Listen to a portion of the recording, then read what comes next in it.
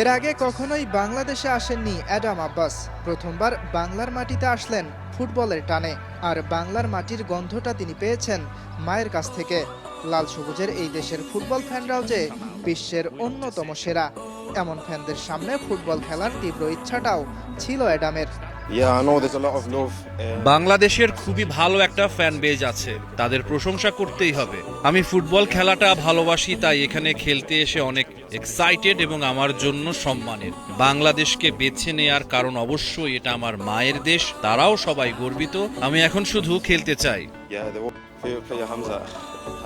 হামজা চৌধুরী আমার সবচেয়ে পছন্দের, আমার ফুটবল আইডল। হামজা চৌধুরীর ব্যাপারে আগেই জানতাম। আমি আমার বয়সী আরো কয়েকজন খেলোয়াড়কে বাংলাদেশ জাতীয় দলের হয়ে খেলতে দেখেছিলাম। তারপর আমি একটা পেজের কারো সঙ্গে যোগাযোগ করি, আর তারপর সেখান থেকেই বিষয়টা এগিয়ে যায়। এটা সত্যিই অনেক সম্মানের। যে পরিমাণ ভালোবাসা পাচ্ছি সেটা অবিশ্বাস্য। সত্যি এর জন্য কৃতজ্ঞ এবং সবার সমর্থনকে অনেক মূল্য দেই। তবে আমার মূল লক্ষ্য হলো মাথা নিচু করে নিজের কাজে মন দেয়া, দলের সঙ্গে মানিয়ে নেয়া এবং ফুটবল খেলে যাওয়া, কারণ আমি ফুটবল খেলতেই ভালোবাসি। আগামী বছরগুলোতে আমরা অনেক সাফল্য লাভ করব। অনেক ভালো খেলোয়াড় উঠে আসছে।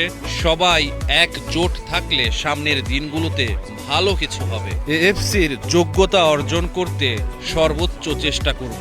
ভক্তদের মুখে হাসি ফুটিয়ে তাদের গর্বিত করতে চাই।